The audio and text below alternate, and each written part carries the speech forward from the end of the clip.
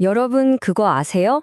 때로는 가장 드라마틱한 이야기가 두꺼운 역사책이 아니라 바로 우리 집 책장에 꽂혀 있는 오래된 가족 앨범이나 기록 속에 숨어 있다는 거요. 자, 지금부터 저랑 같이 한 가문의 비밀스러운 기록을 한번 펼쳐보시죠. 이야기는 바로 이 한 구절에서 시작됩니다. 물을 길어서 무덤에 부으라고 했다. 아니, 잠깐만요. 한밤중에 누가 몰래 무덤에 물을 붓고 있다고요?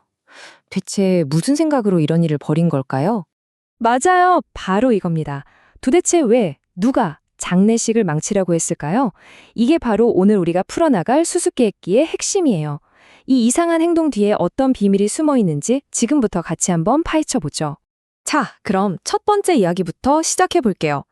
이 모든 사건의 시작점이었던 바로 그 무덤을 둘러싼 기막힌 속임수에 대한 이야기입니다. 이 이야기의 주인공은 바로 아주 영리했던 한 며느리입니다. 와, 정말 담도 크죠? 그녀의 이 대담한 계획이 나중에 가문의 운명을 통째로 뒤흔들게 됩니다. 와, 이 계획 좀 보세요. 정말 치밀하지 않나요? 당시에는 좋은 묘자리, 그러니까 명당이 후손들의 미래를 좌우한다고 믿었거든요. 엄청난 자산이었던 거죠. 그런데 자기 친정 아버지를 위해 마련된 그 명당을 보고 이 며느리가 욕심을 냅니다. 저 자리는 우리 시아버지 자리여야 해 하고 말이죠. 그래서 밤에 몰래 사람을 시켜서 빈 무덤에 물을 채워버린 거예요.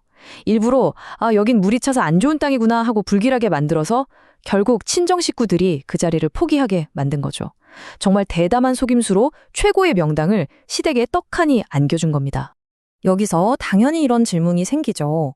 아니, 고작 땅 한 떼기가 뭐라고, 무덤 자리가 뭐라고 이렇게까지 정교한 사기극을 벌여야 했을까요? 자, 이제 이 개인적인 이야기를 넘어서 그 시대의 더 큰 문화적인 배경 속으로 한번 들어가 보겠습니다. 그 답을 찾을 수 있는 열쇠가 바로 족보라고 불리는 이 가족의 역사책 안에 있습니다. 과연 이 책 한 권이 어떻게 한 가문의 운명을 기록하고 더 나아가서 미래까지 결정짓게 되는지 그 비밀을 한번 파헤쳐보죠. 네, 지금 보시면 이게 바로 그 족보입니다. 왼쪽에 격식 있는 표지 좀 보세요. 그리고 오른쪽, 와, 정말 한자로 빽빽하게 채워져 있죠. 이것만 봐도 이 책이 얼마나 중요하게 다루어졌는지, 또 얼마나 방대한 이야기를 담고 있는지 대충 짐작이 가시죠. 그러니까 족보라는 게 단순히 누가 누구의 아들이다 이런 걸 적어놓은 가족관계도가 아니에요. 여기 정의에 나와 있듯이 이건 한 가문의 정체성 그 자체고요. 사회적인 지위를 나타내기도 하고 또 후손들이 조상에게 어떤 의무를 해야 하는지까지 정해놓은 말 그대로 살아있는 문서인 거죠. 이게 딱 보면 되게 복잡해 보이잖아요. 근데 기본 원리는 생각보다 간단해요. 세대는 오른쪽에서 왼쪽으로 읽고요. 이 세로줄 하나하나가 다음 세대를 뜻하는 거예요. 그리고 선으로 아빠와 아들을 쭉 연결해서 북의 혈통을 한눈에 볼 수 있게 해놨죠. 이 단순한 기록 안에 정말 어마어마한 이야기들이 압축되어 있는 겁니다. 자, 이게 진짜 재미있는 부분이에요. 두 종류의 역사가 있는 거죠. 족보는 이름, 날짜 같은 딱딱한 데이터, 그러니까 역사의 뼈대를 기록해요. 반면에 입에서 입으로 전해지는 이야기들은 그 뼈대에 살을 붙여주는 거죠. 감정, 갈등, 그 사람들이 실제로 겪었던 드라마 같은 것들 말이에요. 이 두 가지가 합쳐져야 비로소 하나의 완전한 그림이 보이는 겁니다. 족보가 그냥 이름만 나열한 게 아니라면 대체 어떤 드라마틱한 이야기들을 품고 있을까요? 자, 이번에는 한 아들의 운명을 통째로 바꿔버린 족보에 기록된 또 다른 가족 이야기 속으로 들어가 보시죠. 와, 이 구절에서는 정말 그 절박함이 느껴지지 않나요? 아들이 없던 큰형이 동생한테 제발 네 아들 둘 중 하나라도 나에게 다오 이렇게 계속해서 부탁하는 장면이에요. 가족의 의무와 개인의 운명이 정말 복잡하게 얽혀 있는 거죠. 그런데 여기서 비극이 시작됩니다. 이 타임라인을 한번 보세요. 둘째 아들을 형에게 양자로 보냈는데 얼마 지나지 않아서 동생에게 남았던 유일한 친아들마저 죽고 만 거예요. 하지만 한 번 한 입양은 절대 물릴 수가 없었죠. 결국 이 결정적인 사건 하나 때문에 한 뿌리였던 가족이 완전히 두 개의 다른 가지, 즉 두 개의 분파로 갈라져 버리고 맙니다. 그 결과가 바로 이겁니다. 표를 보시면 원래 본가였던 안실파는 계속해서 더 큰 힘과 영향력을 가졌고요. 양자로 가서 새로 가문을 연 시레파는 상대적으로 약한 분파가 되어서 늘 그늘에 가려 살아야 했어요. 이 분열이 수백 년간 이 가족 안에 미묘한 긴장감을 만들어낸 거죠. 그리고 바로 여기 이 족보의 한 페이지에 그 운명의 갈림길이 고스란히 기록되어 있는 겁니다. 지금 보시는 이 이름들은 그냥 잉크 자국이 아니에요. 한 가족의 운명을 영원히 바꿔버린 그 결정의 공식적인 증거인 거죠.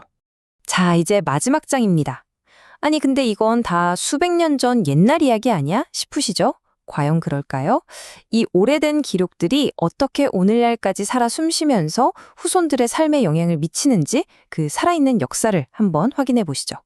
바로 이게 핵심입니다. 족보는 그냥 박물관에 전시된 유물이 아니라는 거예요. 오늘날 가족 구성원들이 뭘 해야 하는지, 어떤 책임을 져야 하는지를 정해주는 여전히 막강한 힘을 가진 살아있는 지침서인 거죠.